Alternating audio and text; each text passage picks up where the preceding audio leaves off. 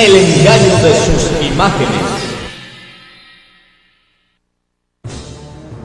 En nuestra primera evidencia abordaremos el grave error que hay en cuanto a las imágenes, que no solo son engañosas, sino a su vez paganas y perversas. Empecemos con una pregunta. ¿Qué opinión, qué reacción tendría usted al ver una imagen o una estatua del Papa o de algún santo con cachos? Para esto vayamos a Medellín, Colombia, donde veremos algunas reacciones dentro del pueblo católico frente a esta pregunta. Ver una imagen del Santo Papa con cachos, eso sería terrible, monstruoso. Y pues es como satánico, pues algo que da muy mala impresión. Mi reacción al ver una imagen una imagen del Papa con cachos me parecería algo espantoso. Y la persona que se los dibuje, una persona sin criterio, sin ninguna moral. Bueno, pues de la imagen del Papa con cachos me daría risa y miedo, y de la persona que se los puso, pues me parecería que está loco y que no tiene concordancia en lo que pinta. Bueno, yo pienso que la persona que haría esto es una infamia, una locura, porque una persona de estas no se le puede hacer. Y yo opino que la persona que hizo esto es un loco, porque una persona tan importante como el Papa, eso nunca se le debería hacer. El mismo pueblo lo ha dicho y lo ha juzgado. Todos, absolutamente todos han dicho que sería una abominación, una deshonra y aún un acto diabólico y satánico el ponerle cachos a la imagen del Papa o de algún santo. Pero veamos con nuestros propios ojos la abominación y el sacrilegio que han permitido tener las autoridades católicas en sus propias Biblias. Y luego vayamos a Roma, Italia, para comprobarlo más cercanamente. Teniendo en nuestras manos un ejemplar de la Santa Biblia Católica, veremos a continuación la deshonra que las autoridades católicas han permitido tener dentro de esta Biblia, en su publicación y en su impresión. Visualicemos en su interior, en la contraportada, el hecho de que sin duda alguna es una Biblia católica, siendo esta una traducción al español de la Vulgata Latina hecha por don Félix Torres Amat de 1884. Todo buen católico tiene uno de estos ejemplares en sus casas, y la posesión de una de estas Biblias trae indulgencia por parte del Vaticano. Miremos ahora en la página 287 y veamos con nuestros propios ojos la imagen del siervo y amigo de Dios, Moisés. En esta Biblia se imprimen imágenes ilustrativas con el fin no solo de aclarar eventos, sino también para honrar la imagen. No obstante, podemos observar que a este Moisés su autor no solo le puso las tablas de la ley, sino que le ha puesto también cachos.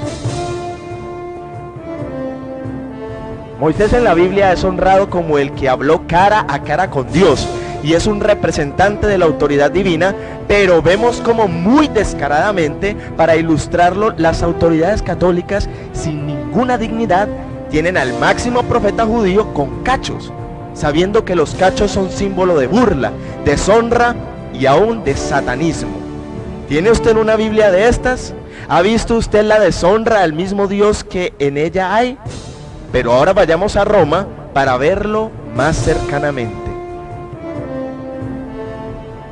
Dentro de la ciudad del Vaticano, capital y cuna de la Iglesia Católica, en la Catedral de San Pedro, en uno de sus altares interiores, vemos como centralmente, rodeado de otras imágenes, se encuentra nuestro personaje cornudo. Sí, es Moisés, al cual sin reverencia alguna, Michelangelo, su escultor, por motivos oscuros, lo ha deshonrado poniéndole cachos, los cuales son símbolo de algo grotesco y diabólico. Estando esta imagen dentro de la Santa Catedral de San Pedro, considerada una de las más importantes, concluimos que esto es un sacrilegio, una profanación y una infamia. ¿No se han percatado de esto las autoridades católicas? Vemos que como arte, la obra fue pulida perfectamente, su acabado es intachable, pero asimismo, muy perfectamente, Michelangelo sin temor se burló del caudillo de Israel, el siervo de Dios Moisés, al cual Dios llamó mi amigo. ¿Podrá entonces esto ser de Dios? Muchos se impresionarían al ver al Papa con cachos, pero ¿sabía usted que Moisés en la Biblia es más importante que un Papa? ¿Sabe usted que Moisés es tipo de la ley y la justicia divina? Al hombre más manso, que prohibió en el Éxodo construir estatuas, las autoridades católicas le han hecho una estatua, y no solo esto, sino que le han puesto cachos. ¡Qué burla! Júzguelo usted mismo. Además de esta deshonra a Moisés y este sacrilegio dentro del templo, también le preguntamos al pueblo católico cuál sería su reacción al ver imágenes desnudas y obscenas dentro de su iglesia, para que veamos más degeneraciones y morbosidades que infectan los templos en Roma, cosa que sin duda no es de Dios y es antagónico al carácter divino. Vayamos. Estando en otro lugar de la ciudad de Medellín, igualmente le estamos preguntando al pueblo católico su reacción frente a imágenes obscenas y desnudas dentro de la iglesia católica. Veamos. Si llegara a la iglesia donde yo asisto y viera imágenes grotescas, pensaría que no es la religión que yo ejerzo y estaría en un lugar equivocado. Si entraría a mi iglesia y encontraría cuadros obscenos, imágenes obscenas, pues me retiraría inmediatamente. Buscaría una iglesia donde se santifique el nombre de Dios. Si yo llegara a la casa de Dios y encontrara imágenes obscenas y desnudas, me parecería un irrespeto a la casa de Dios. Si yo fuera a mi iglesia católica y viera imágenes desnudas, yo me sorprendería y pensaría una ya dos veces en volver a mi religión, porque yo diría que esto es algo incorrecto, pues, y en lo mío yo pensaría dos veces para volver. Al ver la reacción del pueblo católico, creo que usted ya ha sacado sus propias conclusiones y estará listo para ver lo que tenemos a continuación. Por favor, siga con nosotros. Entraremos al Museo del Vaticano, situado en la ciudad de Roma, Italia, pero sabiendo que el Vaticano es un estado independiente dentro de este estado italiano. Todo en este estado gira alrededor de la religión católica y de su dirigente, el Papa. Al ser así, aparentemente todo, inclusive su arte, principios y estilo de vida, deben reflejar al Cristo al cual ellos predican. Desgraciadamente, veremos otra realidad, y esto lo descubriremos al entrar al Museo del Vaticano. Acompáñenos. Apreciemos esta primera aterradora imagen. ¿Qué puede observar usted? Sí, es un hombre que se ha desmembrado su pene. ¿Qué mente puede crear una imagen de estas? ¿Y qué autoridad religiosa permitió que dentro de su museo, el cual queda en el lugar mismo de residencia del sumo pontífice, hubiese algo tan detestable? Esta imagen solo refleja ira, odio, refleja masoquismo, depresión y demasiada perversión. Usted mismo lo puede ver. Ahora observemos estas estatuas de hombres que no solo están desnudos, sino que demuestran una apariencia afeminada y amanerada. La Biblia advierte que no debemos apreciar cuerpos desnudos, ya que es una falta a la moral de Dios. Apreciemos sus expresiones, sus posturas, sus gestos. Sin duda que el autor de estas obras quiso expresar homosexualidad e inmoralidad. Algunos llaman a esto arte, pero si lo es solo expresión depravada y perversa, ya que Dios no aprueba la homosexualidad, y esto es lo único que estas imágenes nos están proyectando. Esta imagen no solo causa impresión, sino que es un real sacrilegio y muestra de impiedad. Observemos cómo este hombre está siendo excitado sexualmente por un demonio. ¿Pueden ustedes ver al demonio? Tiene patas de cabra y también tiene cuernos. ¿Qué está haciendo el hombre? ¿Se estará quejando? No, está excitado totalmente por lo que el demonio le está haciendo en sus pies.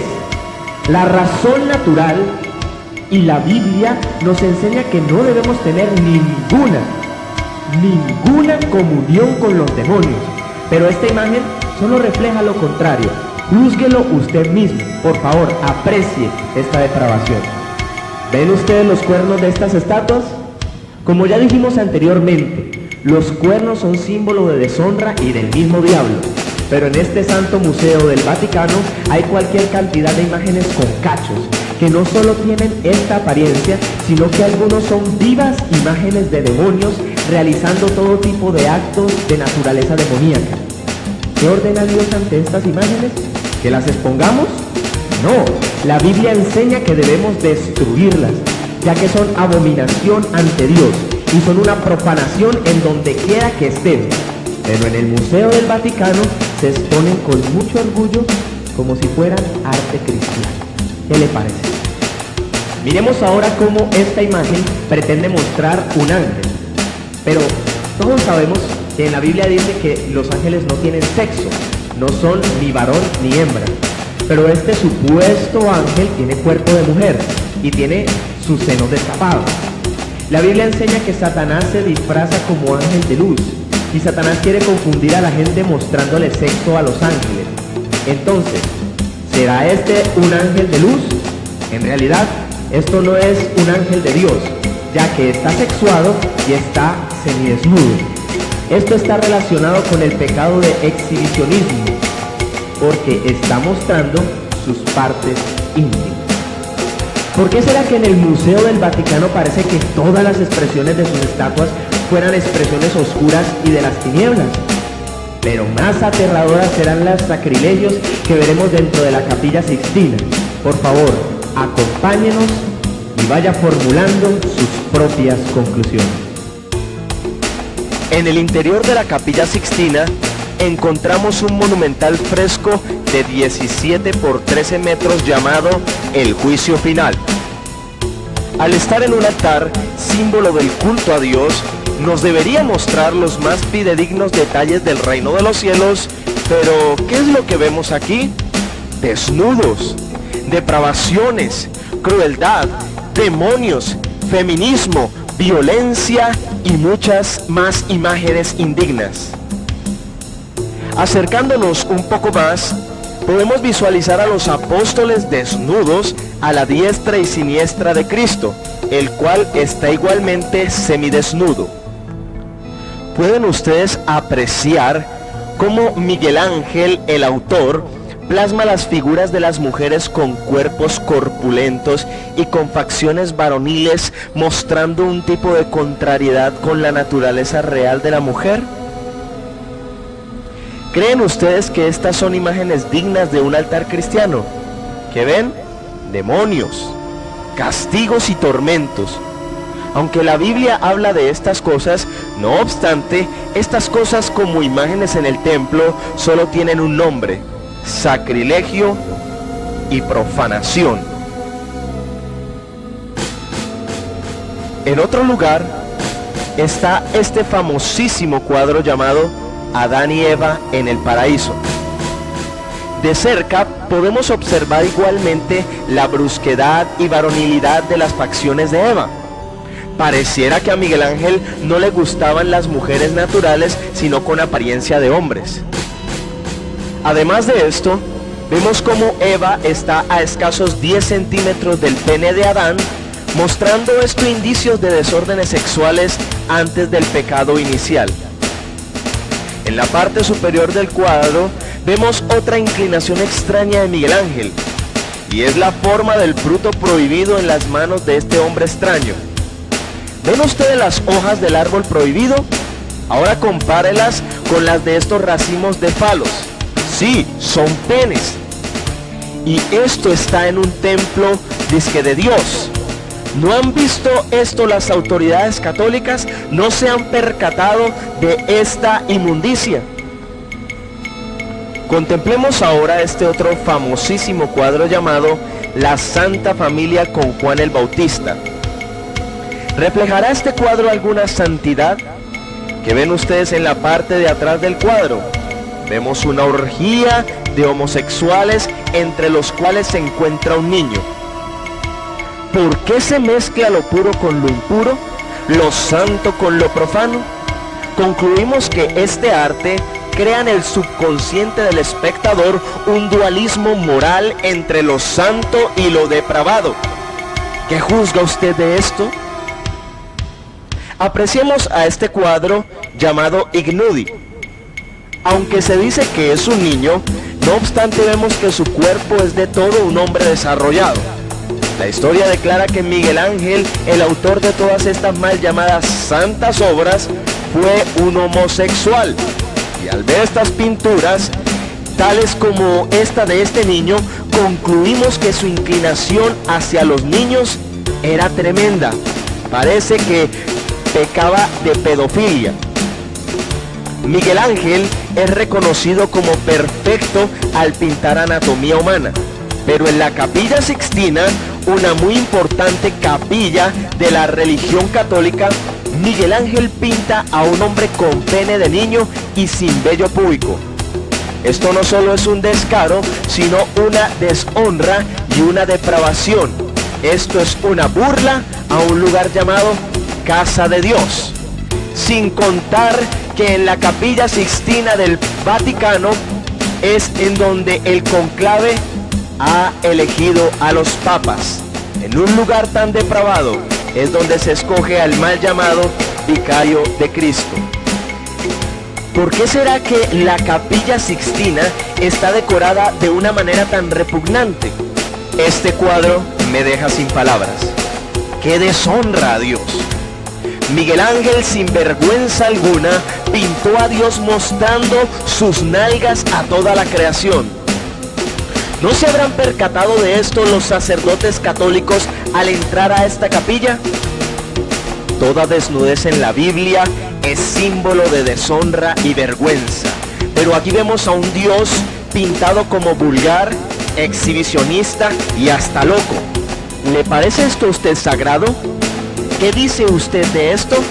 Muchos dijeron en las entrevistas que les causaría hasta miedo entrar a la iglesia y ver a un santo desnudo. Pero aquí es al mismo Dios al que le han bajado los pantalones. ¡Qué burla! Esto es algo que produce conmoción. Miguel Ángel, sin escrúpulo, esculpió al Señor de la creación, a nuestro Redentor y Dios, desnudo, femenino y vulgar. ¿Cómo se puede considerar esto arte cristiano? ¿Cómo permiten esto las autoridades católicas? Esto causa indignación y hasta ira santa. Pregúntese, ¿a usted le gustaría que expusieran una foto de su madre varonil o de su padre femenino y desnudo, así sea en una iglesia? Yo sé que a usted no le gustaría que pusieran esa imagen de un familiar o de su madre o de un padre desnudo, pero aquí está la imagen de nuestro amado Señor Jesucristo desnuda y expuesta delante de todo el mundo. Ante esta imagen, ¿qué reacción cree usted que tendría Dios? Piénselo muy bien. Habría mucho más que mostrar, pero miremos esta última escena puesta en un fresco gigantesco dentro de la Capilla Sixtina. Esto es tan solo un fragmento y en ella vemos aterradoras imágenes. Demonios, esqueletos de machos cabríos, desnudos, más palos en los frutos de los árboles, niños inhíbidos y muchas más escenas que nos dejan sin palabras. ¿Se sentiría usted lleno de Dios rezando en una capilla como esta? Pues recuerde, esta es una capilla católica y una de las más importantes. Es en sí una de las más importantes, honradas y admiradas de todo el mundo. Respecto a todo esto, ¿qué haría usted? Fuera de la Capilla Sixtina, pero dentro del mismo Vaticano, vemos nuestra conclusión de la personalidad carnal y depravada de Miguel Ángel. Este autorretrato se llama Los tormentos de la carne. Todo pintor o escultor se autorretrata con un lápiz o un pincel en su oreja, pero vemos cómo Miguel Ángel se ha pintado un gran pene en su oreja. Este cuadro ha sido escondido por buen tiempo en el Vaticano. Los tormentos de la carne deberían reflejar las debilidades de la carne de Miguel Ángel, como una mujer, vicios, juegos u otros aspectos. Pero Miguel Ángel demuestra su debilidad por el pene de un hombre. Con esto concluimos la personalidad homosexual de Miguel Ángel. Entendemos que una expresión artística influye o impregna al espectador del espíritu interior del artista. Al ser este hombre, Miguel Ángel, un ser carnal, quien satura la Capilla Sixtina supuestamente con un decoro, está transmitiendo su espíritu depravado e impidiendo la verdadera comunión con Dios en este lugar. Y sabiendo esto, las autoridades católicas aún así lo permiten y siguen contemplando estas aterradoras imágenes dentro de su Capilla Sixtina, donde el conclave escoge al Papa. Todo esto está en el Vaticano, centro principal de la Iglesia Católica Romana. Toda esta información acerca de este cuadro escondido en el Vaticano lo puede comprobar usted en el libro Michelangelo de la editorial Tachem. Usted allí comprobará y verá más de cerca estas imágenes, y ahí está escrito la historia de este cuadro carnal escondido. Amados, yo sé que están impresionados al igual que yo. ¿Cómo es que los sacerdotes y los altos jerarcas de la Iglesia Católica permiten tener estas abominaciones dentro de sus templos? Y aún más, dentro de la llamada Santa Sede. Pero esto no es todo. Cristina nos mostrará más reacciones dentro del pueblo católico. Alba, ¿usted qué opina de las imágenes que lloran? Pues por la maldad que hay en el mundo entero, por eso se está llorando, para ver si la gente se recapacita, que piensa más en Dios, en la Virgen, para ver si se compone la gente, el mundo, por la maldad que hay. ¿Y usted qué opina, señora? Yo sí opino porque las imágenes sienten y lo demuestran en esa forma, con las lágrimas. Hay mucha gente que no cree, pero uno que es creyente sí. Que creo en ellas. Que yo sí creo en esas imágenes porque pienso que son imágenes que de pronto, supongamos la imagen de la Virgen. Yo creo que eso sí existe porque ella en ella nos está diciendo, está dando su sentimiento de la violencia que hay en este momento en nuestro país, en que no hay gente creyente, en que la gente no cree que Dios existe. Podríamos decir muchas cosas referentes a la manipulación y al engaño de las imágenes, pero esperamos que sea su misma lógica la que lo lleve a tomar los juicios apropiados y de cordura. Pero mi pregunta es, ¿Dios se agrada de que una institución llamada la Santa Madre Iglesia de Jesucristo engañe, profane y permita todas estas abominaciones? Por favor, júzguelo usted mismo. Y pensando en las opiniones del pueblo católico referente a las imágenes que lloran, veamos el testimonio de un ex sacerdote católico que nos dirá la verdad de todo esto. Amados hermanos, yo por 39 años fui sacerdote católico romano. A la edad de 12 años ingresé al seminario en San Antonio.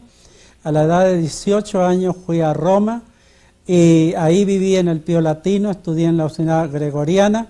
A los 27 años fui ordenado sacerdote católico romano en Roma. Ahora, mis amados hermanos, le vamos a presentar unas diapositivas de mi vida pasada, de lo que yo antes fui. Aquí tengo más o menos como 33 años. Aquí abro las manos, digo Domino Vobisco, es con el Spiritus Sursum Corda Emos a Domino. El Señor sea con nosotros y con su espíritu. La misa ha terminado, puede ir en paz. Estas son unas fotos negro y blanco. Aquí voy a ser consagrado un señor obispo. Estoy con el báculo en la mano. Estas fotos son tomadas de una revista. Cuando yo me salí de la Iglesia Católica, los sacerdotes y mi superior quemó todo lo que yo tenía para que nadie supiera que yo había sido sacerdote. Pero estas fotos las tenía una hermana mía que había sido monja antes y las tenía guardadas en Dallas y me las dio, y estas son tomadas de una revista. Aquí para ordenar a un sacerdote nomás puede ser un obispo, pero para consagrar a un obispo tienen que ser 3 obispos los que consagran. Aquí me están poniendo la mitra. Esta es una virgen que llora, se llama la Virgen de Fátima. Esta virgen se llama la Virgen Peregrina, recorre todo el mundo entero y hay pueblos que la Virgen empieza a llorar. Aquí la Virgen está llorando, está derramando su lágrima. La palabra de Dios dice: conoceréis la verdad y la verdad os libertará. La Virgen no llora, es un truco que tiene en sus espaldas con una botella de agua y unos tubos que van hacia sus ojos, y la gente cree que la Virgen llora. Este es un truco que hacen los sacerdotes para engañar al pueblo. Este otro Cristo que usted mira que está llorando aquí el Cristo está llorando y está derramando sangre por su costado.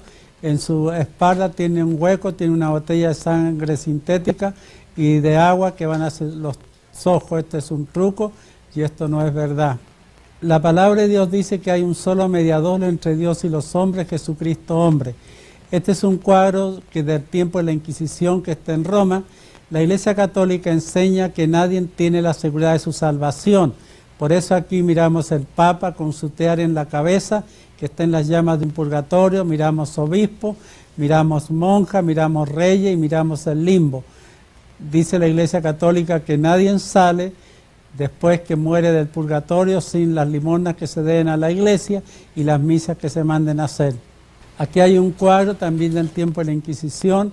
Vemos a San Antonio con una azucena, San Francisco a este lado, vemos al Papa con la bula papal y vemos a Jesucristo que le está pidiendo misericordia al Papa que saque las ánimas del purgatorio. El Papa dice que nadie sale sin la bendición papal.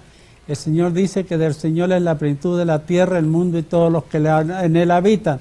No es el Papa, sino Cristo. En conclusión, la Iglesia Católica ha engañado a millones de personas con el horror de las imágenes. Hemos visto cómo esta institución está infectada y atestada con ídolos y estatuas violentas, profanas, lujuriosas y hasta heréticas. Usted debe entender que Dios condena toda veneración, honra y adoración a imágenes. Esto lo vemos en Éxodo 20 y en Deuteronomio 5, en los 10 mandamientos está muy claro. La Biblia declara que al postrarse, venerar, honrar, coronar, rendir rezos, flores, velas, cantos o adoración a una imagen, sea de quien sea, trae serias consecuencias físicas, mentales y espirituales. Según el libro de Jeremías, capítulo 10, versículo 14, la persona al honrar una imagen se vuelve necia e insensata, llegando hasta embrutecerse. Según el libro de Crónicas y muchos otros del Antiguo Testamento, pueblos enteros fueron destruidos y desterrados por honrar y venerar ídolos. ¿Cree usted que esto no pasa en la actualidad?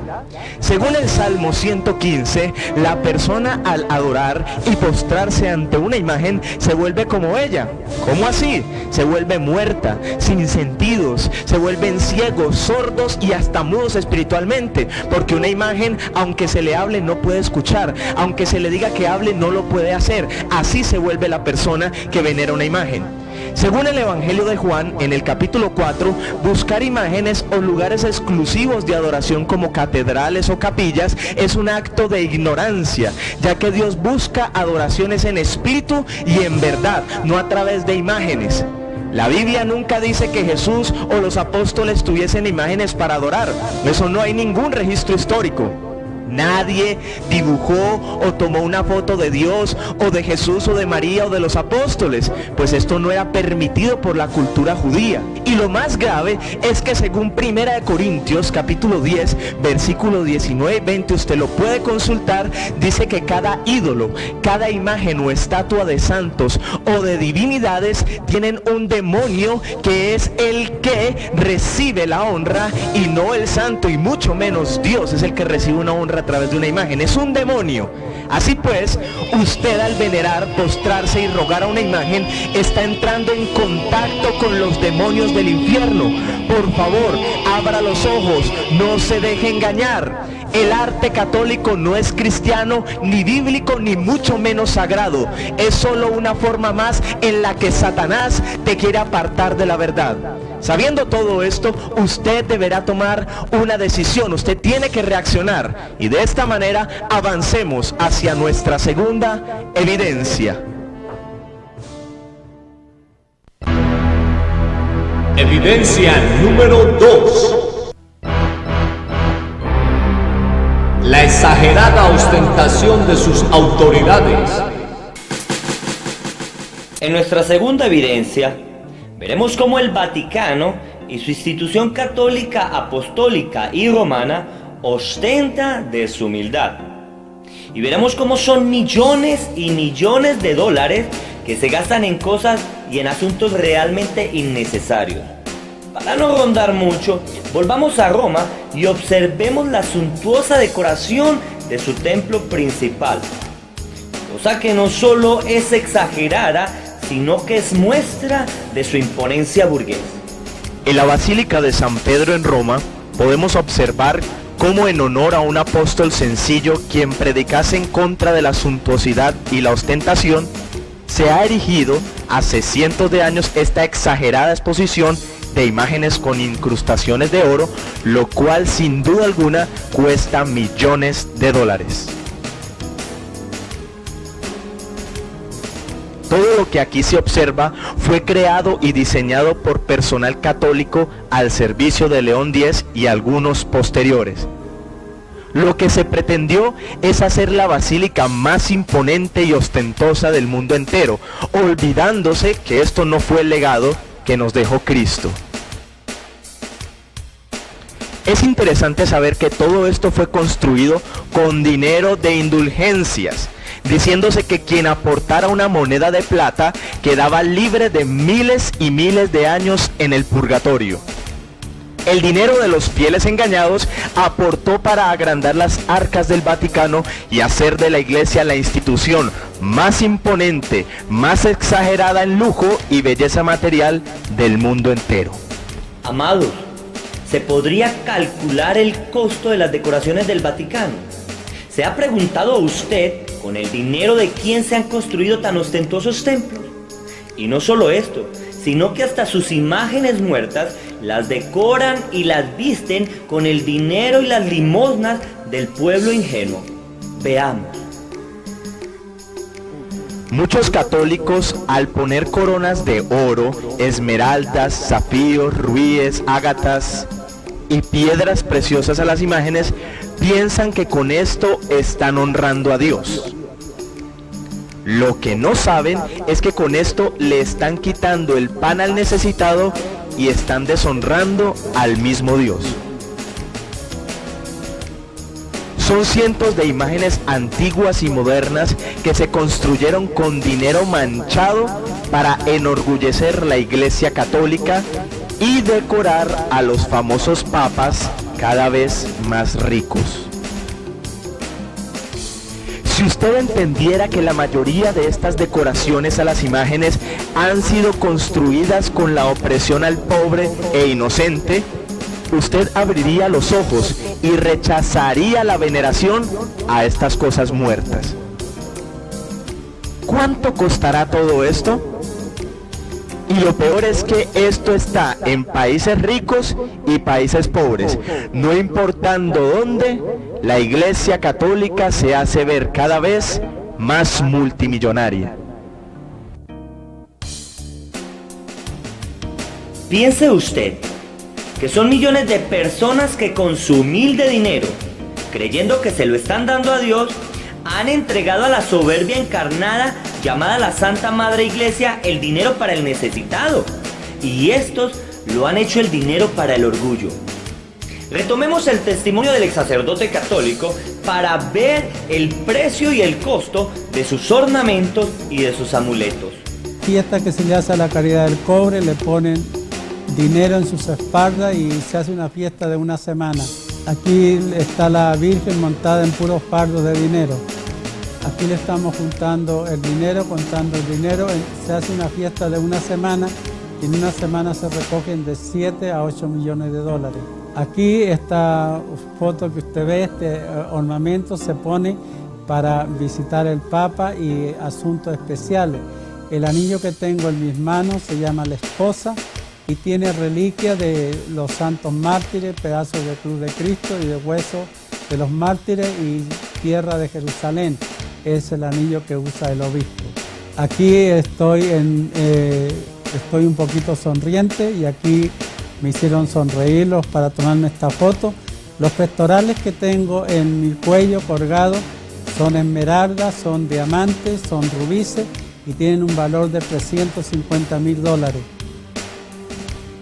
Esta fue la catedral que yo recibí cuando fui consagrado un señor obispo. Yo tenía dinero en abundancia.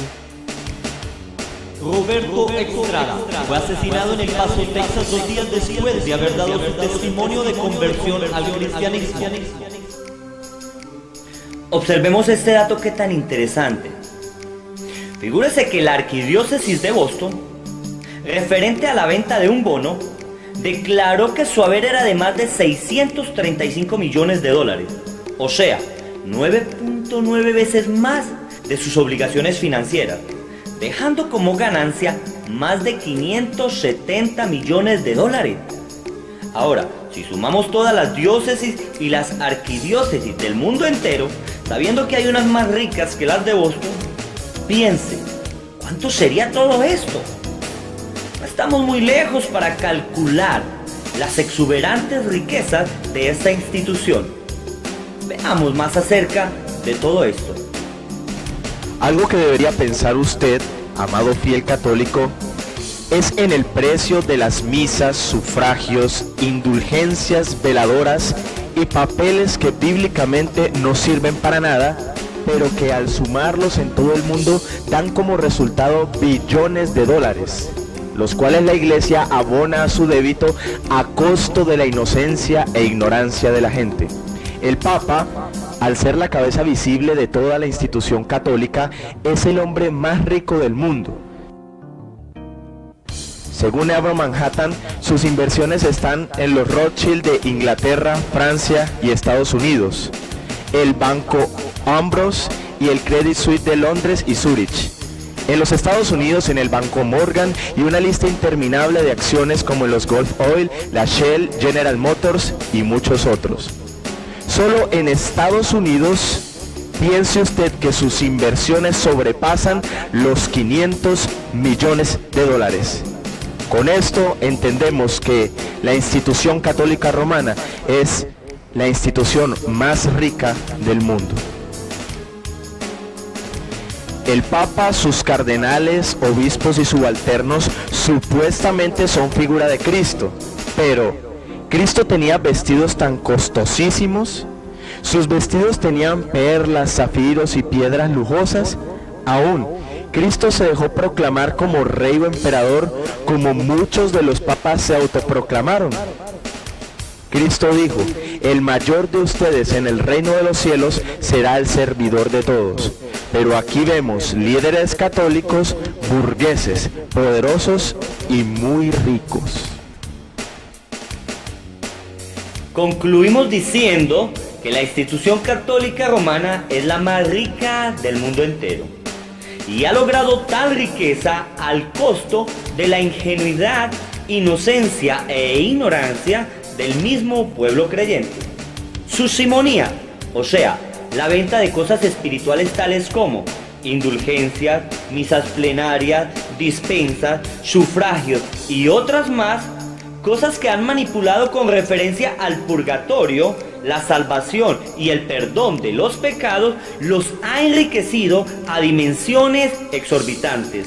La palabra de Dios nos muestra en el libro de los Hechos, capítulo 4, versículo 32 al 34, que en la iglesia primitiva no habían desproporciones, ya que todas las cosas las tenían en común. Sin embargo, vemos las grandes desproporciones que hay entre los fieles y sus autoridades católicas. También la palabra de Dios nos advierte en 1 de Timoteo capítulo 2 versículo 9 el gran error de la ostentuosidad. Esto no quiere decir que usted no pueda tener riquezas o no pueda tener una cadena de oro o pendientes de piedra. Aquí se refiere más que todo es a las grandes exageraciones, ostentaciones y decoraciones superfluas de estas autoridades. La palabra también nos advierte el gran peligro que es poner el amor y la confianza en las riquezas, que es el principio de todos los males. El fin no justifica los medios, y vemos cómo la iglesia ha logrado tener sus riquezas a través de medios oscuros. atentando en contra de la ingenuidad de sus fieles. Son exagerados, suntuosos y ostentosos, burgueses, orgullosos y fuera de esto, mezquinos para ayudar al necesitado. Además, ¿dónde está el supuesto voto de pobreza que juran hacer las autoridades católicas? Pregúntese, ¿este fue el legado que nos dejó nuestro Señor Jesucristo? Pensando en todo esto, acompáñenos a nuestra tercera evidencia. Evidencia número 3. Su contemplación al paganismo. Distinguido público, en esta, nuestra tercera evidencia, revelaremos cómo el paganismo, manifestado en diferentes actos como el consumo de cigarrillos, licor, parrandas, seducciones y otras más, han sido contemplados y auspiciados por la institución católica. Para esto, nos dirigiremos a la ciudad de Chicago, en los Estados Unidos, para ver un ejemplo claro de lo que estamos tratando. Y luego iremos a la ciudad de Bogotá, Colombia, para profundizar un poco más acerca del paganismo dentro de la Iglesia Católica, Apostólica y Romana. Acompáñenos.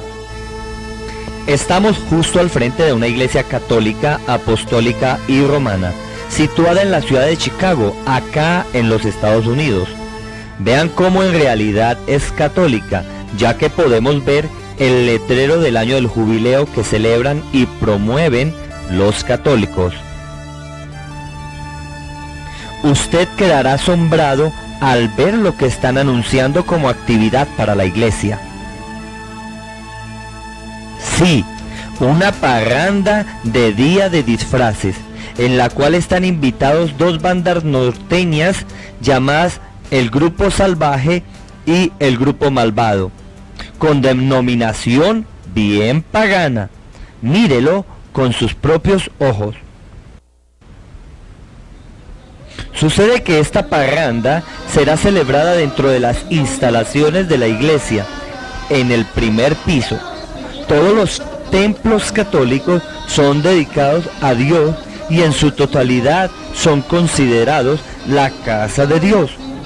Pero vemos cómo en esta iglesia católica profanan las instalaciones de la casa de Dios para celebrar por lo menos 5 actos paganos y mundanos.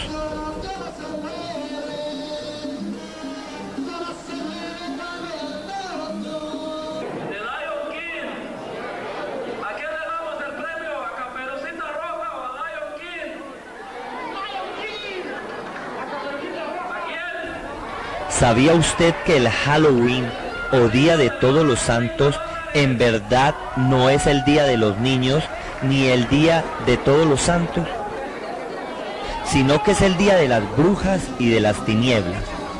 No profundizaremos mucho, pero es bien sabido por la comunidad cristiana que en la antigua Irlanda la gente inició estas festividades disfrazándose para que los demonios no los vieran. No solo esto, sino que en Halloween se reúnen satanistas y brujas alrededor de todo el mundo para ofrecer misas negras, ya que este día es consagrado al mismo Satanás.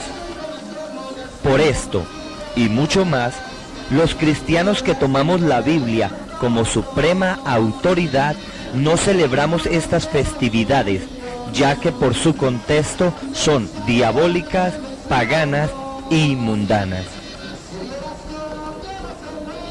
Lo segundo es que usted puede ver que sin ningún problema dentro de este recinto supuestamente sagrado se consumen y venden bebidas alcohólicas, sabiendo que dentro de una parranda como esta el licor trae desórdenes, lujurias y pasiones desordenadas, y cosas terribles como accidentes, violencia y otras más. ¿Ve usted algún sacerdote protestando por todo esto? Por el contrario, es dicho sacerdote de tal parroquia el que promueve dicha actividad. El tercer pecado es que también puede ver ustedes con sus propios ojos seducción, erotismo y lujuria, tanto en el contenido de la música como en los mismos bailes. El sexo es solo para el matrimonio y la seducción es solo para la pareja en intimidad. Pero aquí vemos bailes demasiado juntos y apretados. Y hacer esto en un recinto consagrado supuestamente a Dios no es más que un sacrilegio. Contemplamos también el tercer grave error, y es que al igual que el licor, se venden y se consumen cigarrillos.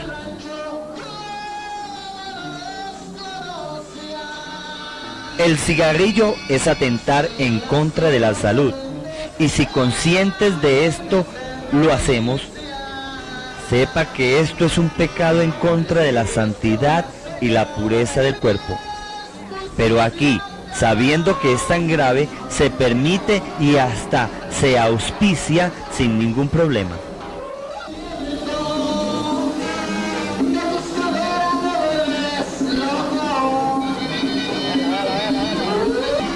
El cuarto pecado es el hecho que en el lugar supuestamente sagrado, donde se pueden ingresar menores de edad y en presencia de ellos, se realicen estos actos siniestros y burlescos en contra de la santidad de Dios. En una discoteca donde se vendan licores y cigarrillos, no se permiten la presencia de menores. Pero vemos cómo en este lugar, aprovechándose de que es una iglesia, niños van y niños vienen, como si estuvieran ellos involucrados en estos desórdenes. Por último, y lo más grave, es convertir un lugar supuestamente sagrado en una cantina, bar o discoteca, como lo estamos viendo en estos momentos. Esto es sumamente grave, ya que no debemos mezclar nunca lo sagrado con lo profano, y esto es precisamente lo que aquí se ha cometido. En la Iglesia Católica no solo no se demanda al pecado, sino que en casos como estos vemos que hasta se permiten y se propician. ¿Cree usted que Dios se sentirá muy agradado habitando en un lugar así? Aún más, Dios, sabiendo que todo esto sucede a menudo, ¿llamará también Santa Madre a una institución con todo esto?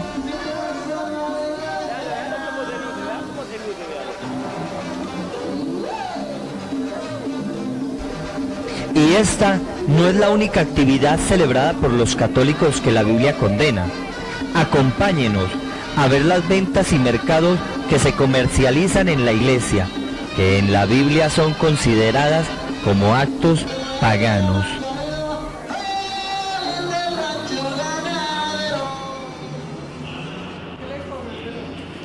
Las simonías son ventas y compras de cosas espirituales.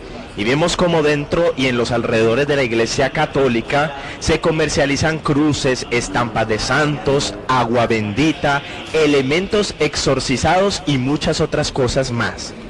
En la primera evidencia vimos que las imágenes son un engaño, y ver que se comercializan engaños dentro de la iglesia es un acto realmente degradante.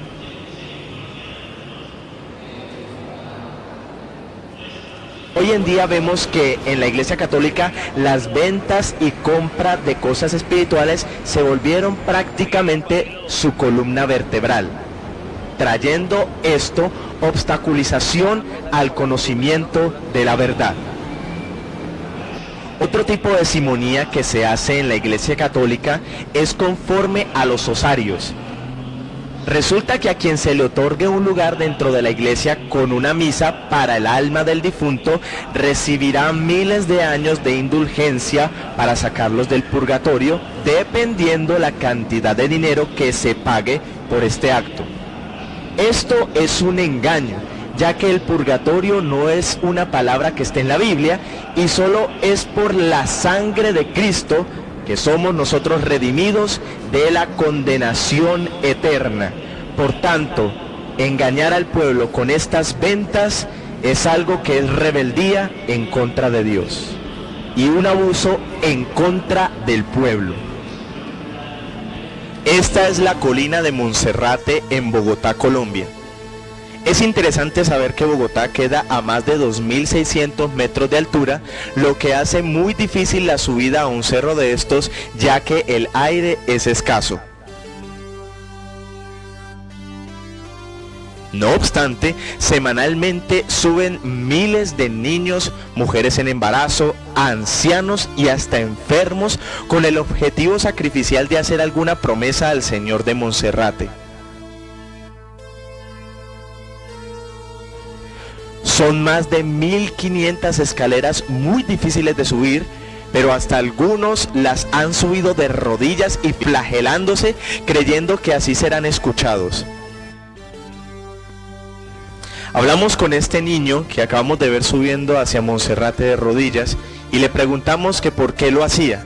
Su nombre es Yesid y hace este sacrificio ya que su mamá en este día ha muerto y viene a pedirle al Señor de Monserrate que la lleve al cielo. Trágicamente el niño también viene a sacrificarse para pedirle también al Señor de Monserrate que le sane a su papá que tiene cáncer. Esta práctica se la enseñó su hermano, al cual mataron, y le dijo que si él hacía estos sacrificios, el Señor de Monserrate lo iba a escuchar. Vemos cómo desde muy pequeños los niños son mal enseñados a través de la Iglesia Católica. ¡Qué tristeza! La Biblia dice que a Dios no le agradan estas cosas. Ella misma dice: yo no quiero sacrificios, sino misericordia y obediencia. Pero muchos católicos prefieren hacer estos sacrificios para lavar su conciencia y desgraciadamente creen que con esto pueden seguir pecando. Y así se cumple el viejo refrán que ellos dicen: el que peca y reza, empata. En todo el mundo encontramos templos sobre altas colinas, los cuales incentivan al sacrificio y al error dentro de la Iglesia Católica. No es solamente en Bogotá, es en todo el mundo donde los católicos han construido templos encima o sobre altas colinas, creyendo que así la gente va a hacer estos sacrificios y así incentivar el error dentro de la Iglesia Católica. Vemos que el paganismo no solo es perversión sexual o consumo de alcohol y cigarrillos, sino que la mezcla de ritos con trascendencia de ocultismo también es paganismo, como lo vemos en estas cuevas. Vemos desorden, basura, olores fétidos, hierbas dentro de las cuevas oscuras y hasta tenebrosas.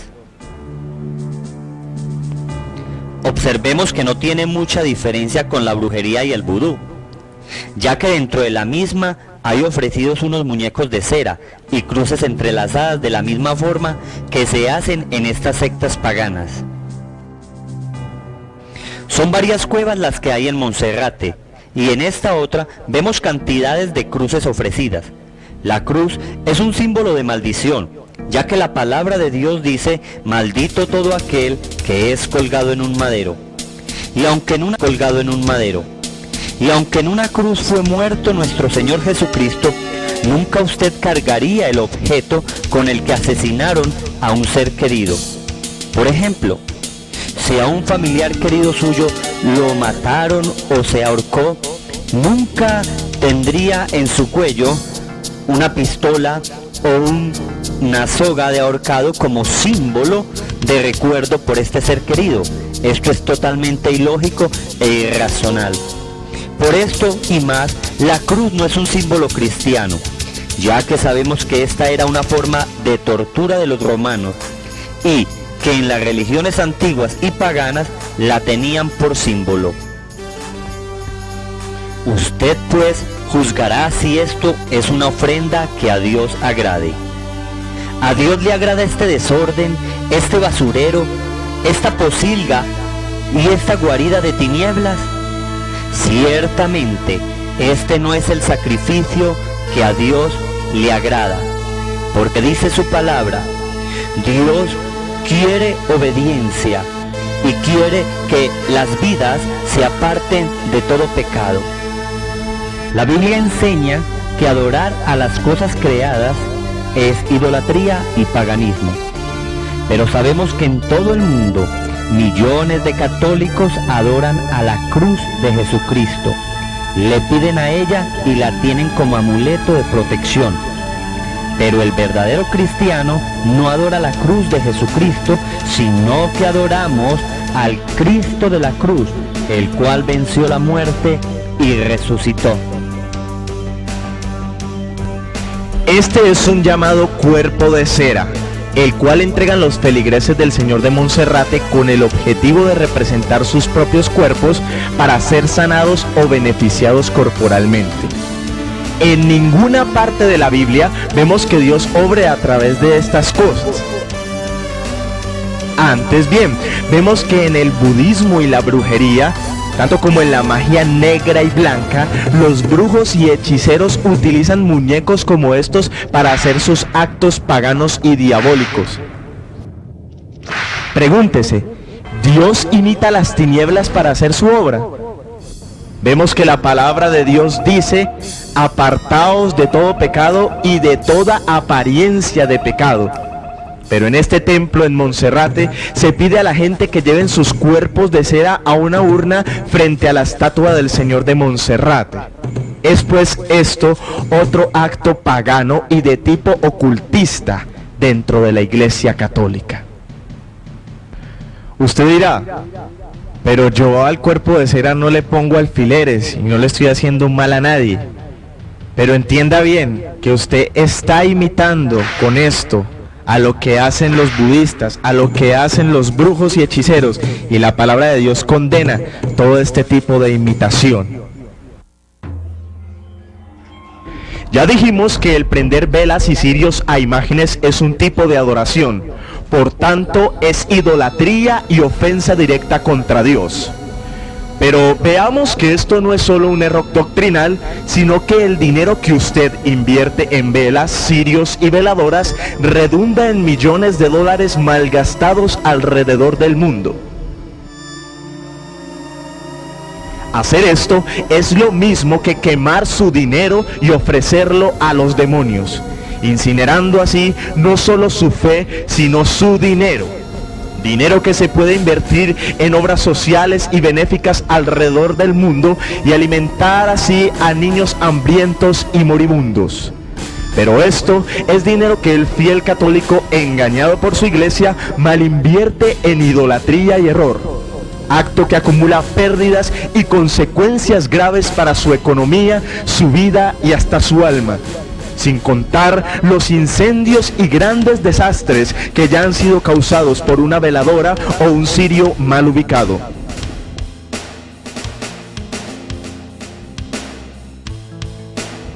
¿Sabía usted que esto acarrea ruina y miseria para su economía? Pues sí, ya que quien recibe la honra al prenderse la vela no es el santo o Dios, sino que es un demonio, y con esto usted le da libre potestad para que robe, mate y destruya en su hogar y economía. Por favor, reflexione muy bien acerca de todo esto. En los evangelios vemos cómo Jesucristo se indignó al ver cómo en el templo se hacían actos paganos como la venta de mercados y cosas espirituales, convirtiendo la casa de oración en cueva de ladrones. Vemos en el Evangelio de Lucas, capítulo 19, 46, que el Señor Jesucristo, indignado, les dice: escrito está, mi casa es casa de oración, mas vosotros la habéis hecho cueva de ladrones. De la misma forma, en Juan 2:16, Jesucristo, lleno de indignación y de un celo santo, les dice: quitad de aquí esto, y no hagáis de la casa de mi Padre casa de mercado. Asimismo, hoy nuestro Señor Jesucristo está enojado en contra de todas las autoridades católicas y con los feligreses que participan de estos actos paganos. La venta y compra de cruces, estampillas, cuerpos de cera, escapularios, rosarios, puestos de osarios, sufragios, indulgencias, veladoras y medallitas, no fue dejada por nuestro Señor Jesucristo, ni sus apóstoles practicaron tal cosa, ya que todos sus servicios fueron totalmente gratuitos. Y su palabra dice: de gracia recibisteis, de gracia da.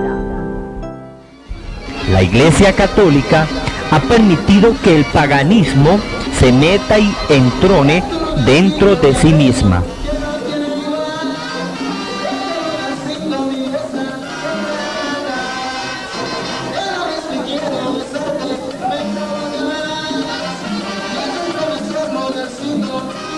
Y por esto su fe está en crisis y está expuesta a la ira de Dios, que se revela en contra de los hijos de desobediencia.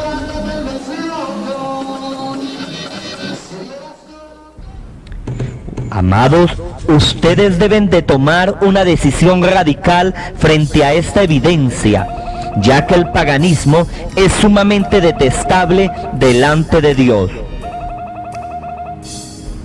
En conclusión, sea por la lógica o por la Biblia, usted comprenderá que todo esto es cierto y verídico. Y partiendo de esto, por favor, acompáñenos a nuestra cuarta evidencia. Evidencia número 4. Sus numerosos escándalos sexuales. Los hechos demuestran la naturaleza de nuestro interior. Nuestra moral refleja nuestra devoción y nuestras vidas la clase de Dios que tenemos. Pensando en todo esto, observemos cómo en nuestra cuarta evidencia, desde la historia, la Iglesia Católica, Apostólica y Romana ha estado manchada con escándalos sexuales y muy oscuros. Ponen muy en duda, óigalo bien, ponen muy en duda su estructura, disciplina, enseñanza y sobre todo su veracidad. Compruébelo usted mismo. J. Lemberg, un joven católico que ponía su confianza en los sacerdotes, a sus cortos 21 años, guiado por la angustia de un abuso de parte de su sacerdote, se suicidó propinándose un mortal disparo en la sien. Acto que no solo ocasionó este mortal suceso, sino la angustia, dolor, zozobra y escándalo en su propia familia. El caso del joven Lemberg no es solitario ni desértico, ya que podemos observar en el historial oscuro de cientos de monjas, curas y obispos de la institución católica, apostólica y romana una mancha oscura y pronunciada de abusos, escándalos, homosexualismos y actos supremamente antagónicos a la moral de Dios y de sus ministros. Usted puede comprobar la gran cantidad de escándalos con solo ingresar a un buscador de internet como Google y bajo el nombre de escándalo sexual Iglesia Católica encontrará una lista interminable como esta que tenemos aquí. Si no tiene acceso a internet, simplemente puede observar el historial de los diarios de su ciudad o país y darse cuenta de casos como el de Eric Patterson, de 12 años, quien acabó suicidándose gracias a las malas intenciones y acciones sucias del mal llamado reverendo Robert Larson. También encontrará usted historias como la del padre George Cooley de la diócesis de Cincinnati, quien se declaró culpable de pedofilia al abusar sexualmente de varios menores de edad. Encontrará casos como el de Buchenberg, quien fuese víctima de abusos por parte de sacerdotes y acusa a la iglesia de demasiada tolerancia, ya que se supo que a los curas abusadores no los juzgaron y ni siquiera los despojaron de sus hábitos, sino que solamente los trasladaron de diócesis. ¿Sabía usted que esto no es una plaga de solo un desértico lugar, sino de todo el mundo y de toda la historia? Podremos acercarnos un poco más a Colombia y hablar del clérigo Enrique Díaz, quien fue el primer clérigo condenado en Colombia por abuso sexual. Resulta que este llamado también Alter Christus otro Cristo en la orden que se les da, cometió la hazaña satánica de abusar de cantidades de niños y monaguillos que preparaba para la primera comunión. Este clérigo que practicaba el yoga logró simular un estado de coma profundo para esconderse de los periodistas. Este sacerdote les enseñaba a los niños que no todo lo que está prohibido en la Biblia es malo, e incurriéndolos con estas tretas llegó a hacerlos esclavizar a su declinada y absurda perversión. En Colombia, en solo un año, también se supo de Berlamino Zuluaga, de sotana negra y bonete, quien comparece cada semana ante los tribunales por 17 testimonios en contra por víctimas inocentes que declaran haber sido abusadas por él. No obstante, el clérigo sigue impartiendo bendiciones como si nada. También se encuentra la historia de una monja encargada de un jardín infantil que en su misma región ocasionó graves escándalos y abusos en el área sexual a los indefensos infantes cuyas madres confiadas dejaron al cuidado de la depravada novicia.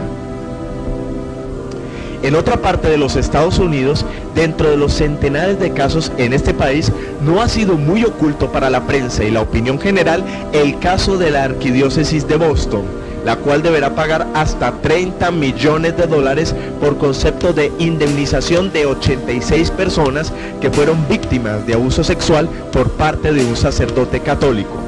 Su nombre es John J. Johan. Es interesante que este, como muchísimos curas más, tienen el oficio de manosear infantes, ya que se dedican más a esto que a hacer lo que les corresponde. Patrick McSorley, de 27 años, fue una de sus víctimas al tener solo 12 años y hasta ahora no logra recuperarse de tal incidente.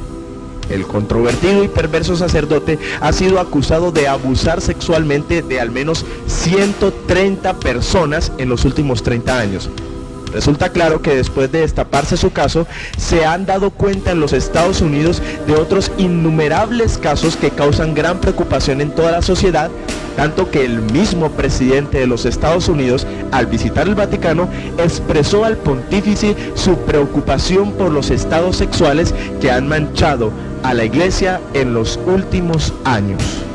Es difícil reconocer que una institución que nombra seres humanos como los Alter Christus a personas con pasados oscuros y presentes depravados sea de Dios. Es inaudito que un hombre como estos, acusado de crímenes como los que hemos nombrado, todavía supuestamente perdone pecados, convierta el vino y el pan en el cuerpo y la sangre de Cristo y tenga el supuesto poder de oficiar los sacramentos de Cristo. Es aún peor saber que en los juzgados hay cientos de casos abandonados e inconclusos de estos sacerdotes no inculpados que, teniendo su conciencia oscura y depravada, siguen confesándolo a usted. Y usted, por ser fiel a su engañada religión, está recibiendo impartición del espíritu depravado y degenerado de estos señores. Podríamos mencionar más casos como el de este aviso que dice: el padre de mi hija es un cura, donde hay evidencias claras de un romance entre una joven que no confesó por intimidación del cura, pero que ahora le cuesta millones de pesos a su arquidiócesis, ya que, escuche muy bien, es su limosna, su ofrenda y sus aportes los que pagan las desviaciones de estos mal llamados sacerdotes.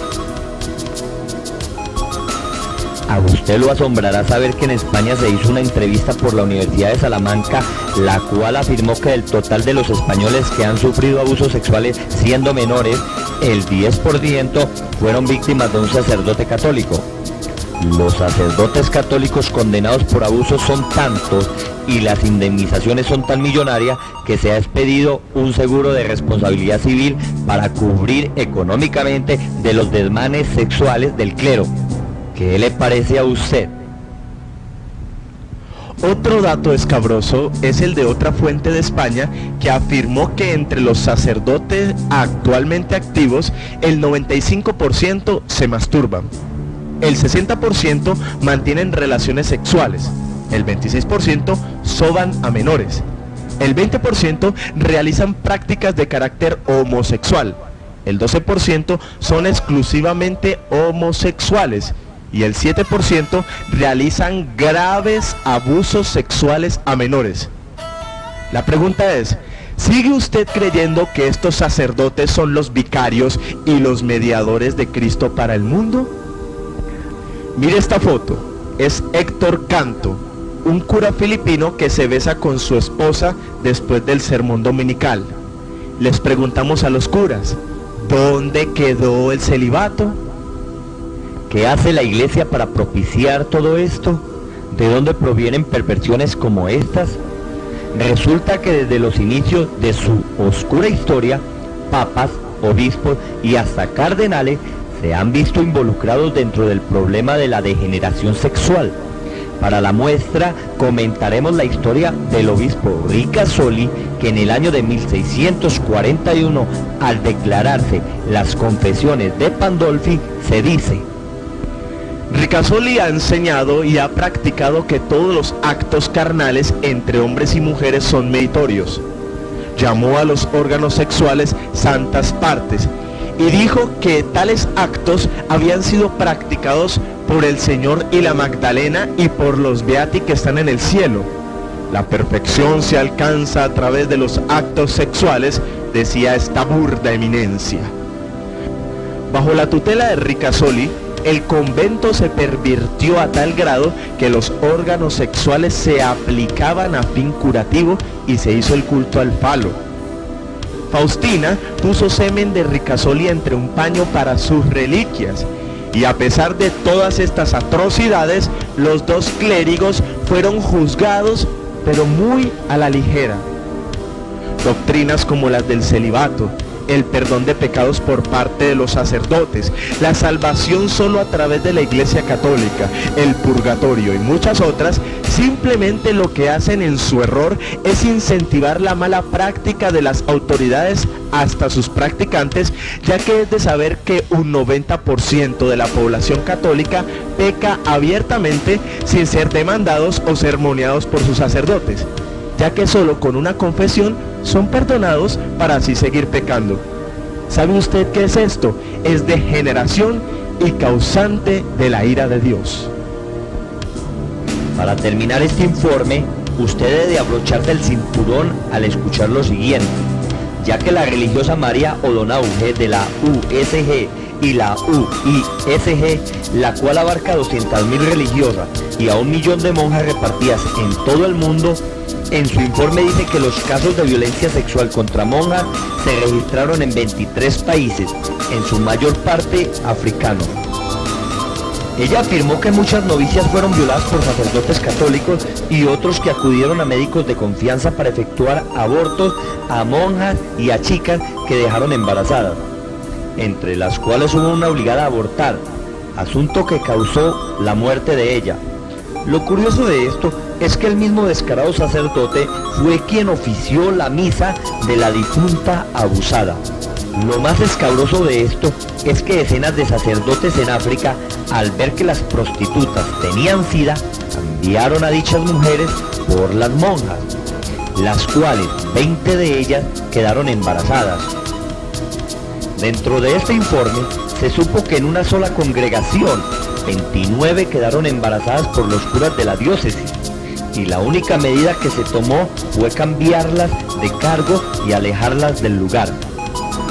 ¿Qué podríamos concluir a esta plaga sexual de parte del clero católico en todo el mundo? Ahora iremos más a la raíz y observaremos la historia de muchos papas que, al ser la máxima autoridad de la Iglesia, solo han ofrecido un conflicto aún más escandaloso. Observemos que, de tal palo, tal astilla. 9 de octubre de 1958, el Papa Pío XII murió. Antes de su muerte se tomó esta foto a la que se llamó el Cristo viviente. No solo fue a Pío XII, sino que a todos los papas se les considera Cristo en la tierra, el Santo Padre y el Vicario de Cristo. Notemos que Vicario de Cristo significa el que toma el lugar o hace las veces de Cristo.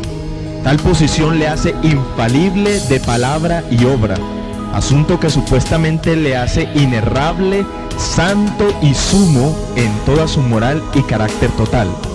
No obstante, observemos la historia de los siguientes papas, los cuales no solo no fueron dignos representantes de Cristo, sino que son sello del engaño de la jerarquía católica.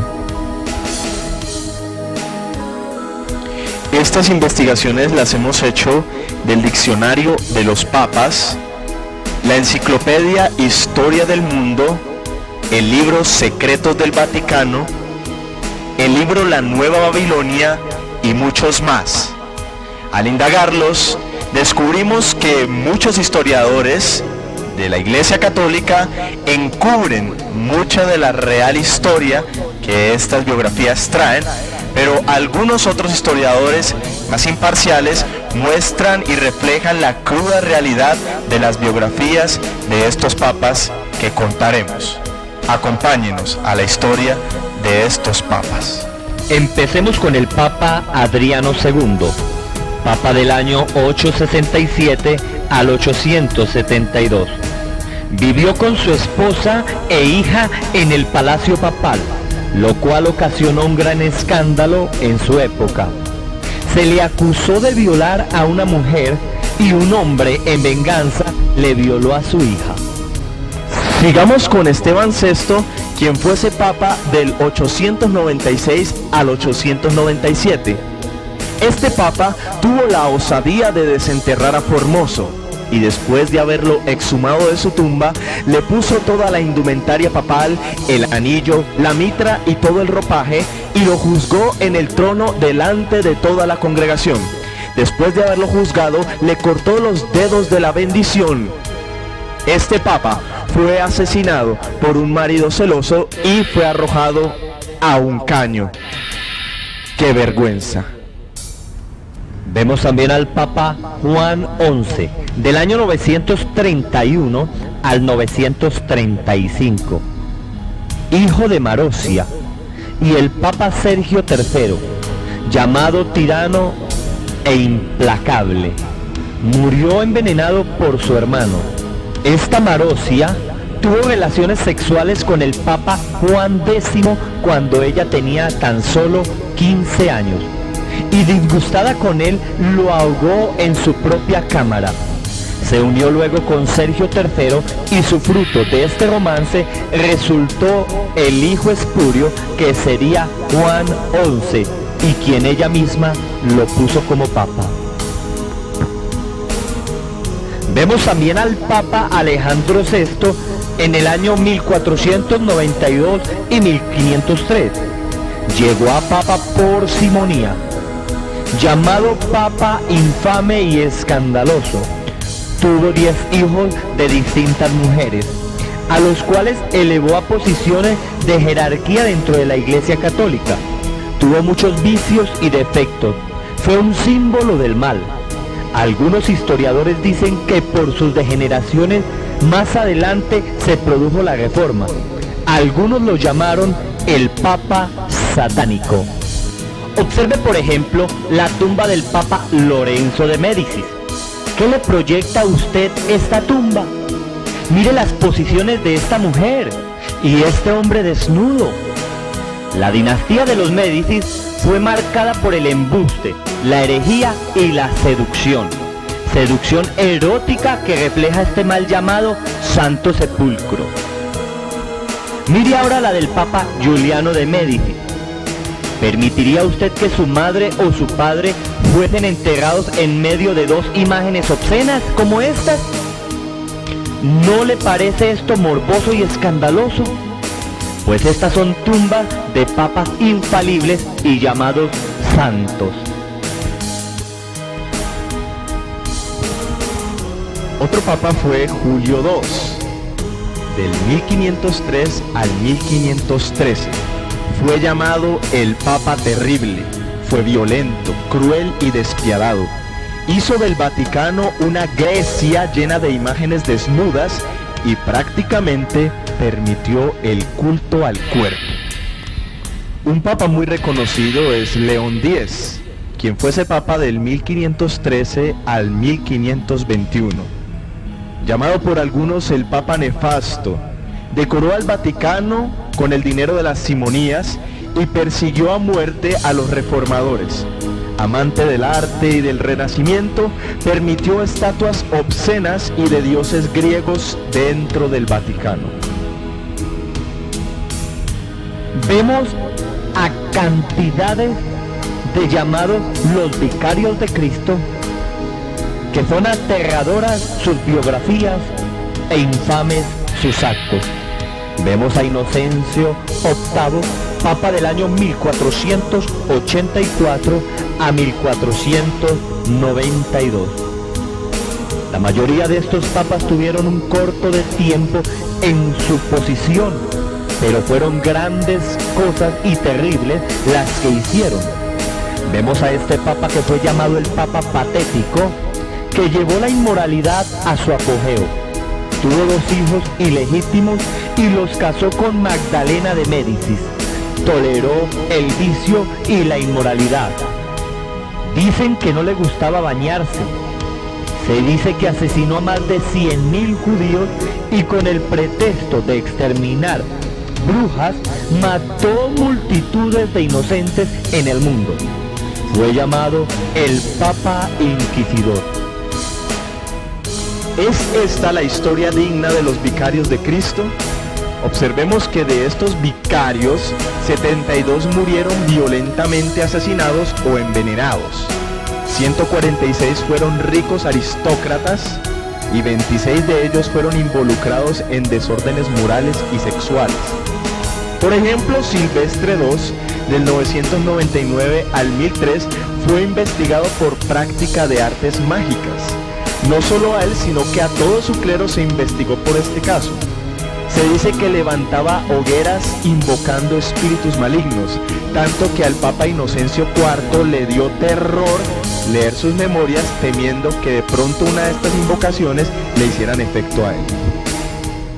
Vemos en la Biblia que Jesucristo dijo en Mateo capítulo 24, versículo 5, porque vendrán muchos en mi nombre, diciendo, yo soy el Cristo, y a muchos engañarán. Amados, podemos ver bien claro que la profecía se hace realidad. No son los sacerdotes budistas, ni los mahometanos, ni los Hare Krishnas los que se hacen llamar los Cristos. Cristo dijo que vendrían muchos diciendo, he aquí el Cristo, y profetizó que estos no serían sino engañadores. Los papas son los únicos que se hacen llamar los Cristos aquí en la tierra, y no son sino el reflejo del engaño católico. Ya que no es lo mismo decir, Cristo en mí, la esperanza de gloria, y decir, ya no vivo yo, sino que Cristo vive en mí, a decir que yo ocupo el lugar de Cristo y que soy Cristo aquí en la tierra, como dicen los papas y el Papa de la foto, Pío XII. Es triste ver que la historia y el presente de los ministros católicos esté tan manchada por tan funestos escándalos carnales. No así, por el hecho de que sea triste, signifique que sea irreal. Dios es santo y todo aquel que le represente debe serlo también. Pero ante tan burda realidad, podemos recalcar que, bajo esta evidencia, la Iglesia Católica y sus dirigentes están muy lejos de Dios. Siendo esto tan claro y evidente, avancemos a nuestra quinta evidencia. Evidencia número 5. Su verdadero origen.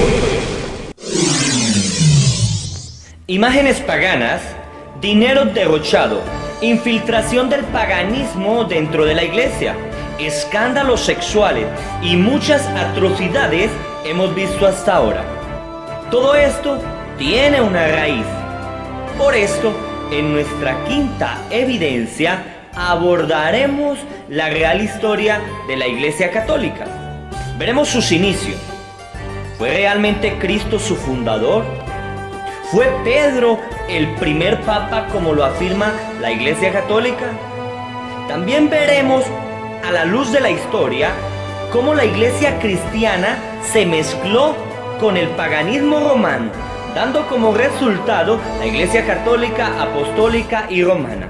Todas estas pruebas y muchas más veremos con el fin de que sus ojos sean abiertos. Sin más preámbulos, por favor, acompáñenos a nuestra quinta evidencia.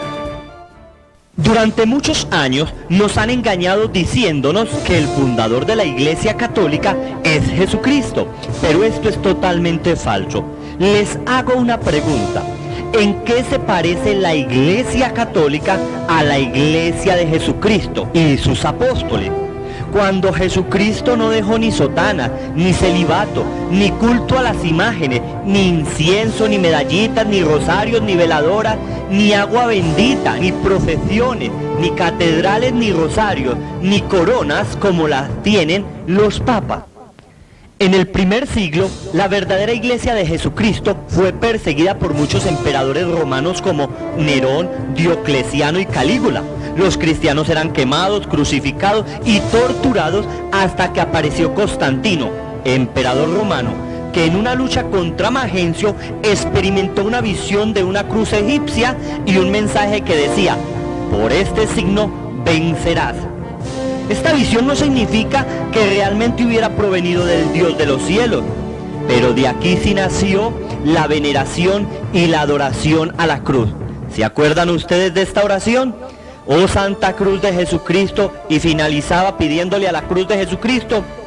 Pues los cristianos somos adoradores de Jesucristo y no de la cruz de Jesucristo. De aquí aparecieron los crucianos. Luego de esto, Constantino mandó a poner cruces en sus escudos de sus soldados y ganó la batalla, consolidándose así como supremo emperador. En el año 312, después de Jesucristo, Constantino hizo un edicto en el cual le decía a los cristianos que salieran de sus escondites, porque los cristianos eran perseguidos, y les dijo: cristianos, salgan, que yo me convierto al cristianismo. Lo que hizo Constantino fue unir el paganismo y la religión pagana con el cristianismo, y de ahí nació el término Iglesia Católica, Apostólica y Romana, término que Jesucristo nunca utilizó y tampoco aparece en la Sagrada Biblia. Constantino, fundador de la Iglesia Católica, nunca se convirtió, ya que él siguió adorando al sol por toda su vida. Nunca se sometió a autoridades cristianas. No se bautizó sino hasta el último minuto de su vida, ya casi muerto. Y esto por un hereje llamado Eusebio de Nicomedia, que no aceptaba la divinidad de Jesucristo. Siguió tolerando el culto a los ídolos y era adorado como Dios al ser emperador. Al hacer de la Iglesia la religión imperial, Constantino pervirtió, adulteró la Iglesia original fundada por nuestro Señor Jesucristo, mezclándola con el paganismo romano. Cambió la persuasión por la imposición. Empezó a matar y a perseguir a los que no se hacían católicos. Le mezcló la mitología romana y griega, a tal punto que se domesticaron los dioses romanos y les pusieron nombres bíblicos como: al dios Sol se le cambió el nombre por el del Señor Jesucristo. El 24 de diciembre se celebraba la fiesta del nacimiento del dios Baal y la cambiaron por la fiesta del nacimiento de Jesucristo, del niño Jesús. Y esto es falso, ya que Jesús nació entre el mes de mayo y abril, según la Biblia en su calendario hebreo. A la diosa Isis lo único que le quitaron fue su nombre y le pusieron el nombre de María. O sea, dejaron las estatuas y los ídolos de su mitología griega y lo único que hicieron fue cambiarle nombres por nombres de la cristiandad. La adoración a los huesos y a los muertos la cambiaron por las reliquias a los santos y la adoración a los santos. las sotanas, las hostias, el incienso, las mitras, las tonsuras, solo viene del sacerdocio pagano romano. Esto no viene del judaísmo o del cristianismo. Cabe notar que un santo de la Iglesia Católica llamado San Agustín, en uno de sus escritos habla de la mezcla y de la mutación de estas cosas paganas con el verdadero cristianismo y lo refutaba. Sin embargo, no le prestaron atención.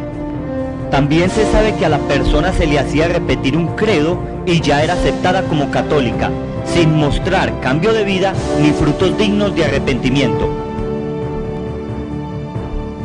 Hay algo muy interesante y es la utilización del latín como idioma oficial de la Iglesia Católica. Varias letras del latín tienen un valor numérico. Por ejemplo, la I tiene el valor de 1, la B y la U tienen el valor de 5, la X tienen el valor de 10, la L de 50, la C de 100 y la D de 500. Sumando todo esto da como resultado 666, el número de la bestia de Apocalipsis. El nombre de vicario o el título de Vicarius Filii Dei es el título que reciben los papas. Tomando estas letras y poniéndoles el valor numérico del latín, da como resultado 666. Dus cleri, que significa el capitán del clero, sumándolos da como resultado 666. Ludovicus, que significa vicario de la corte romana, todos estos son títulos de la jerarquía romana, sumándolos da como resultado 666. ¿Qué le parece a usted esto? ¿Cree que es pura coincidencia? Con estas pruebas irrefutables, vemos que no fue Jesucristo el fundador de la Iglesia Católica Apostólica y Romana, sino un pagano romano llamado Constantino, que lo único que hizo fue pervertir lo que Cristo había dejado. Otro asunto con el cual siempre nos han engañado es en el que se nos asegura que Pedro fue el primer papa y el fundamento de la Iglesia Católica. Esto es otra mentira, esto es espurio, pues Pedro fue casado y los papas no se pueden casar. Pedro nunca utilizó piedras preciosas ni lujo, muy contrario a las ostentosas decoraciones de los papas. Pedro nunca dejó que se le postraran. Una vez Cornelio se postró ante él y él le dijo: ponte de pie, pues yo también soy un hombre como tú. Esto lo vemos en el libro de los Hechos. Muy contrario a las reverencias, honores y postraciones que le hacen a los papas. Según el libro de los Hechos y Gálatas, Pedro no era la columna, como lo afirma la Iglesia Católica, sino Jacobo, o sea, Santiago. Vemos también que en la epístola a los Gálatas, capítulo 2, versículo 11, el apóstol Pablo reprende públicamente, o sea, delante de todos, a Pedro, diciéndole que deje de ser hipócrita. ¿Será que alguien puede reprender al llamado sumo pontífice de esta forma? A Pedro nadie le llamó Santo Padre ni Papa. Es más, Pedro mismo en su carta dijo que el fundamento y la piedra angular de la iglesia era Cristo, no él, como lo aseguran los católicos. El primer llamado papa históricamente fue Gregorio I, en el año 590 al 601, quien era obispo de Roma. No hay indicio histórico de que a Pedro se le llamase Papa. Por favor, abra los ojos, la verdad es muy distinta.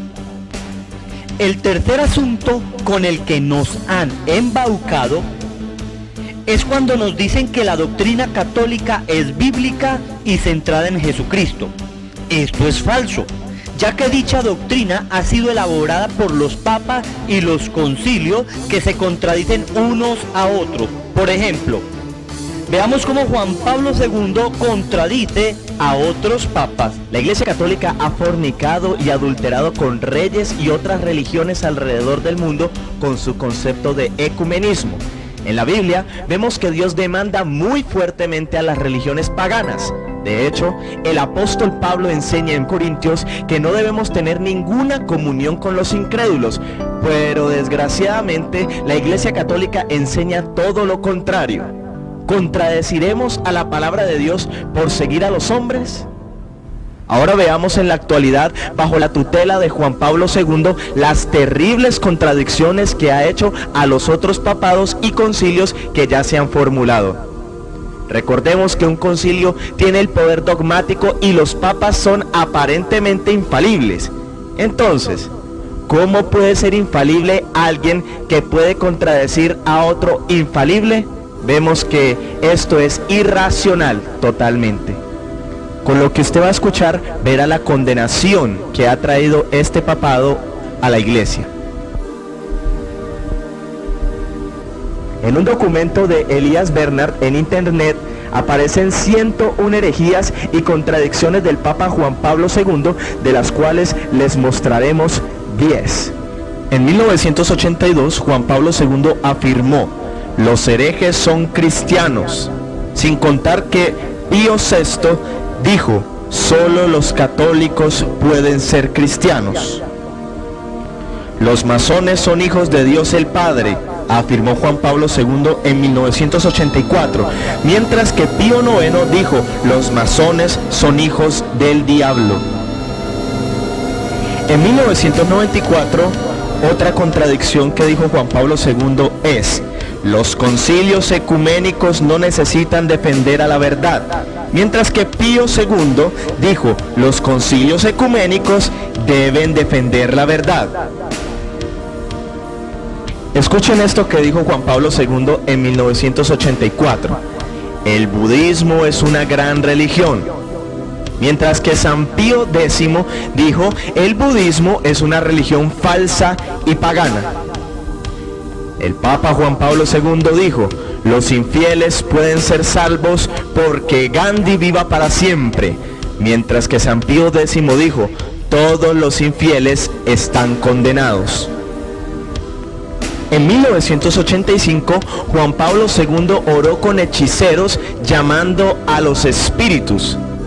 Según la afirmación de Gregorio XVI, Juan Pablo II adoró al diablo.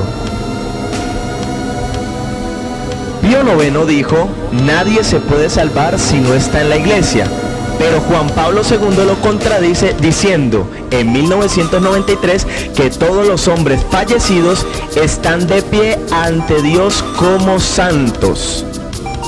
Todas estas afirmaciones están en las actas apostólicas, en las alocuciones, canon y catecismos del Papa Juan Pablo II, que usted puede consultar, ya que sabemos todos que Juan Pablo II ha trabajado por la igualdad de todos los hombres y el ecumenismo, pero ha infiltrado el deseo de socializarse y unirse con religiones paganas y perversas, trayendo aún un más grave error y aún una mayor contaminación y adulterio a la Iglesia Católica, algo que usted debe pensar muy profundamente.